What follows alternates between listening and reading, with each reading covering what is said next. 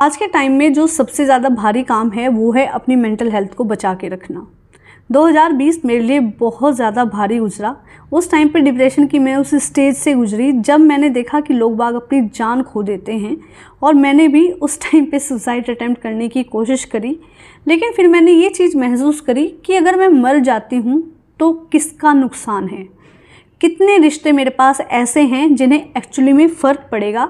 तो दोस्तों, अगर मैं उस बैड सिचुएशन से निकली हूँ तो मैंने खुद को किस तरह से प्रिपेयर करा, उस टाइम पे मेरी क्या स्ट्रैटेजी रही और किन किन टिप्स को मैंने फॉलो करा। और देखिए, अगर ये चीज़ें मेरे काम आ सकती हैं तो इन्हें आप भी फॉलो कर सकते हैं अगर आप इस टाइम पीरियड से गुजर रहे हैं। तो चलिए वीडियो स्टार्ट करते हैं।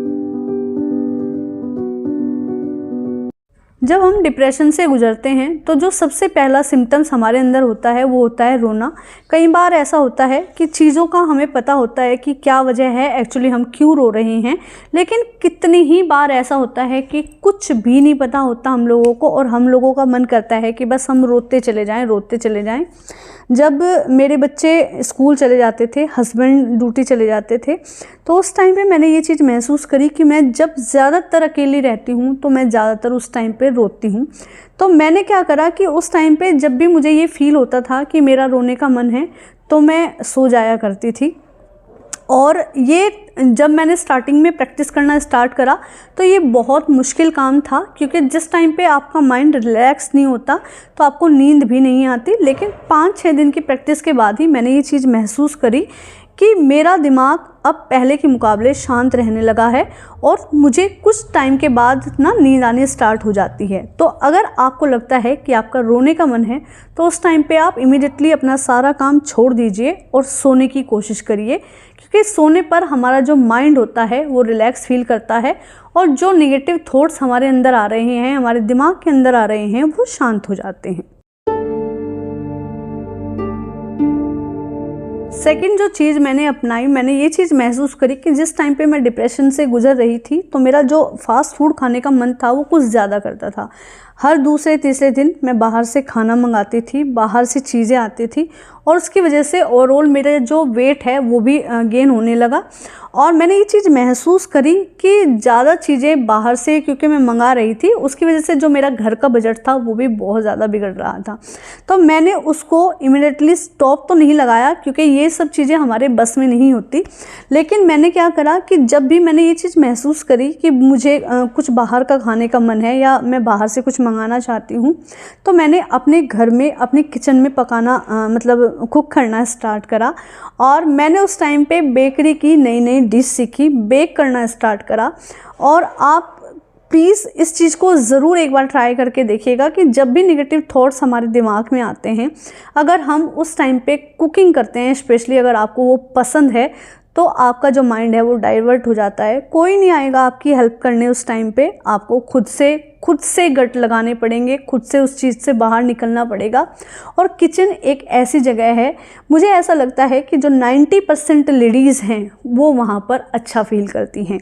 तो अगर आपको लगता है कि फ़ास्ट फूड आपका खाने का मन है तो आप कोशिश करिए उस टाइम पे अपने लिए कुक कीजिए, बेक करिए और अपने लिए जो हेल्दी डाइट है उसे प्लीज़ फॉलो करने की कोशिश करिए। ये आपको बहुत ही ज़्यादा मतलब मदद करता है उस टाइम सिचुएशन से बाहर निकलने में।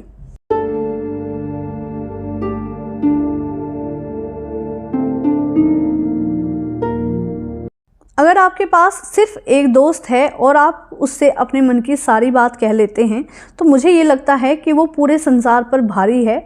और अगर आपके पास बहुत सारे लोग हैं लेकिन सारे ही टॉक्सिक हैं तो मुझे ऐसा लगता है कि उनसे हमें दूरी बना लेनी चाहिए।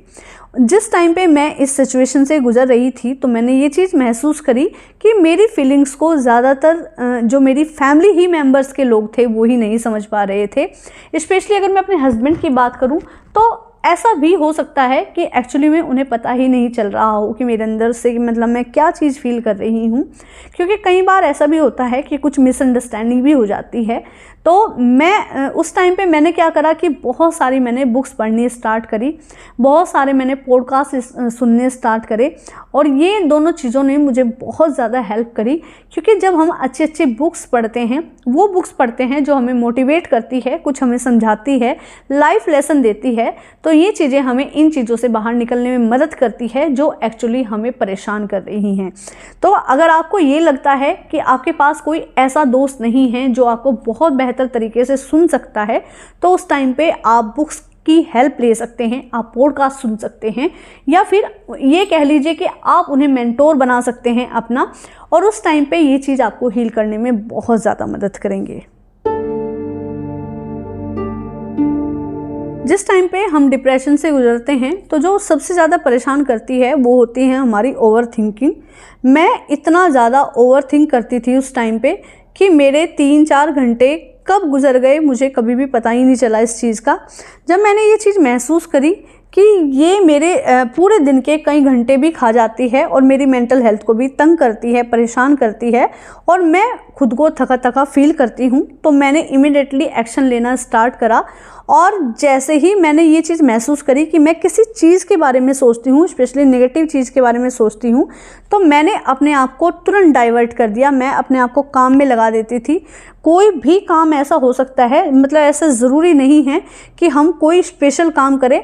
मैं उस टाइम पे डस्टिंग करना स्टार्ट कर देती थी। कई बार ऐसा हुआ कि वो पोर्शन मैंने एक्चुअली डस्टिंग कर रखा है, लेकिन क्योंकि मुझे उस सिचुएशन से बाहर निकलना है, मैंने वो दोबारा से डस्टिंग कर दिया।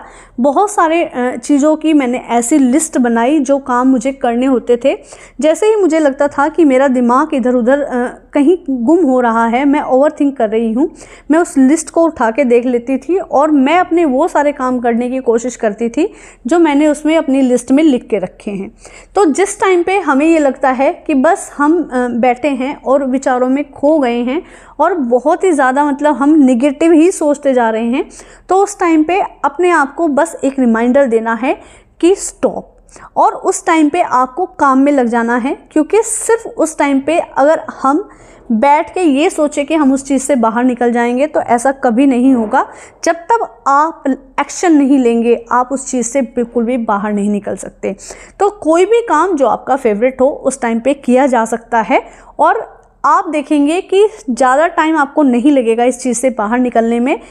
शुरू के 3 से 4 मिनट या फिर 10 मिनट, हार्डली 10 मिनट ही लगते हैं, और हम महसूस करते हैं कि हम खुद को बहुत बेटर फील कर रहे हैं। जिस टाइम पे मैं इस सिचुएशन से गुजरी, तो मैंने ये चीज़ महसूस करी अपने अंदर कि मैं बस ये चाहती थी कोई मुझे सुन ले, बीच में इंटरफेयर ना करे, मेरी बात ना काटे, और कोई टिप्स देना ज़रूरी नहीं है। ऐसा ज़रूरी नहीं है कि वो मुझे कोई सलाह देगा, लेकिन अगर उस टाइम पे मैं बोल रही हूँ तो बस एक बार मुझे सुन ले।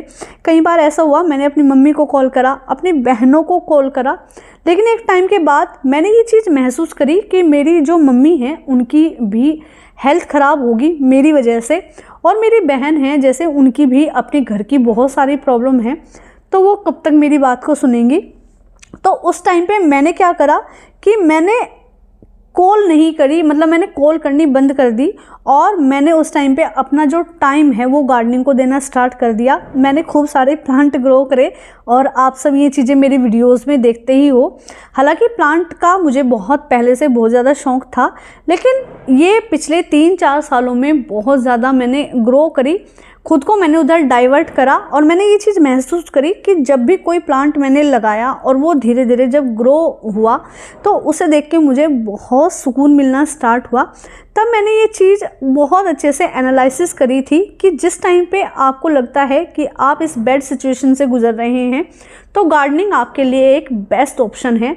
तो अगर आपको ये लगता है कि आप डिप्रेशन में हैं, प्रॉब्लम में हैं, आप किसी से कुछ सुनाना चाहते हैं, तो आप प्लांट से भी बातें कर सकते हैं मेरी तरह, जैसे मैंने करी, और गार्डनिंग को आप ज़्यादा से ज़्यादा टाइम देंगे। क्योंकि अगर आप एक छोटा सा प्लांट भी लगा लीजिए, मान लीजिए आपने मनी प्लांट ही लगा लिया है, और जैसे जैसे वो ग्रो होता है, बिल्कुल हमें वैसे ही फीलिंग आती है जैसे हम अपने बच्चे को बड़ा होते हुए देखते हैं, बिल्कुल वैसे ही हम फील करेंगे उस खुशी को।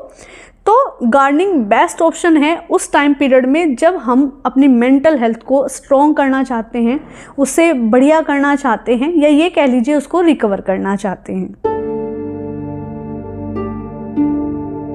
जब हम लोग डिप्रेशन से गुजरते हैं तो हम सब लोगों को बिल्कुल नॉर्मल लगते हैं, उन्हें ऐसा लगता है कि बिल्कुल ठीक है, कोई दिक्कत नहीं है, लेकिन एक्चुअली जिस पे बीत रही होती है वो इस सिचुएशन को बहुत अच्छे से समझ सकता है, और वो भी समझ सकता है जो उससे गुजर चुका है। तो मेरे साथ बिल्कुल वैसा ही हो रहा था। मैं सबको बिल्कुल नॉर्मल लगती थी, किसी को ऐसा पता भी नहीं चल रहा था फैमिली में कि कुछ गड़बड़ चल रही है, और उसमें थोड़ा बहुत मेरे हस्बैंड को पता था, क्योंकि ज़्यादातर मेरी रात की नींद चली गई थी। पूरी रात ऐसे गुजर जाती थी जब मैं सोती नहीं थी, पूरी रात मतलब मैं बेड पे लेटी और ऐसे कैसे ही उठ के सुबह मैं काम में लग गई। पता नहीं कितनी रातें मैंने ऐसी गुजारी। तो उस टाइम पे हम लोग क्या करते हैं, हम लोग ब्लेम करना स्टार्ट कर देते हैं। मान लीजिए हम जाग रहे हैं, हम सो नहीं पा रहे, तो हम हस्बैंड को ब्लेम करेंगे कि आप मेरे ऊपर ध्यान नहीं दे रहे, बच्चों को ब्लेम करेंगे, इन लॉज को ब्लेम करेंगे। तो उस टाइम पे क्योंकि आपकी सिचुएशन है और आपको इसे हैंडल करना है, और वो लोग आपको मेंटली इस टाइम पे उतना ज़्यादा स्ट्रॉन्ग नहीं बना सकते जितना कि आप खुद बना सकते हैं। तो ब्लेम करना बिल्कुल बंद कर देना है, और उस टाइम पे आप रिस्पॉन्सिबिलिटी उठाइए जिस तरह मैंने उठाई। मैंने ये देखा क्यों मैं सिर्फ अब अपनी नहीं हूँ, मैं अपने बच्चों की भी हूँ, अपनी फैमिली की भी हूँ। मैं 2 बच्चों की माँ हूँ, तो उनकी तरफ मेरी जिम्मेदारी है। और यकीन मानिए, मैंने आपको बताया है कि मैंने सुसाइड अटेम्प्ट करने की कोशिश करी, तो मैंने उस टाइम पे यही चीज़ मेरे दिमाग में आई बाद में कि अगर आज मैं दुनिया में ना भी रहूं तो जो सबसे ज़्यादा फ़र्क है वो सिर्फ मेरे बच्चों को पड़ने वाला है, क्योंकि हर किसी की लाइफ में मेरी जगह रिप्लेस हो सकती है, लेकिन मेरे बच्चों की लाइफ में उसे कोई भी रिप्लेसमेंट नहीं है, कोई भी उसे नहीं बदल सकता। तो मुझे अपने बच्चों के लिए और ज़्यादा बेहतर माँ साबित होकर दिखाना है। मैंने उनके लिए और ज़्यादा कुकिंग करनी स्टार्ट करी, और ज़्यादा अच्छे काम करने स्टार्ट करे, उनके ऊपर और ज़्यादा ध्यान देना स्टार्ट करा। तो इस तरह से बहुत सारे रिश्ते ऐसे होते हैं जिनकी तरफ हम और ज़्यादा मूव हो सकते हैं। तो अगर आपके पास कोई भी खूबसूरत इतना प्यारा सा रिश्ता है और आप इस सिचुएशन से गुजर रहे हैं, तो आप उसकी तरफ मुड़ सकते हैं। इसमें बहुत सारे रिश्ते आते हैं। आपके पेरेंट्स हो सकते हैं, अगर आप अनमैरिड हैं तो आपके हस्बैंड हैं, आपकी फैमिली है, आपके बच्चे हैं, इन लॉज भी हो सकते हैं, क्योंकि बहुत सारी फैमिलीज़ में इतने अच्छे इन लॉज होते हैं कि जो हमारे पेरेंट्स होते हैं वो उन्हें बिल्कुल भुला देते हैं। तो अगर आपको लगता है कि ये बैड सिचुएशन आपके साथ हो रही है, तो ब्लेम करना प्लीज़ तुरंत बंद कर दीजिए, और प्लीज़ टेक रिस्पॉन्सिबिलिटी। अगर हम इस सिचुएशन से गुजरते हैं तो एक बात हमेशा ध्यान रखिएगा कि सामने वाला आपको कभी नहीं जान पाएगा कि आप इस सिचुएशन में हैं। मैंने ये चीज़ महसूस करी कि जब मैं इस डिप्रेशन से गुजर रही थी तो मैं सबको बिल्कुल नॉर्मल फील होती थी, किसी को पता भी नहीं चला कि मैं एक्चुअली इतनी बुरी सिचुएशन से गुजर रही हूँ। तो उस टाइम पे हमें कंप्लेनिंग नहीं करनी है, हम कंप्लेन नहीं कर सकते, क्योंकि सामने वाला बिल्कुल जानता ही नहीं है हमारे बारे में। कई बार ऐसा होता है कि खुद हमारा फैमिली मेम्बर भी हमें नहीं जान पाता। जैसे कि मेरे हस्बैंड मेरे साथ थे, बहुत प्यार करते हैं मुझसे, लेकिन रियलिटी ये थी शायद मैं उन्हें अच्छे से समझा ही नहीं पाई कि एक्चुअली मैं किस सिचुएशन से गुजर रही हूँ।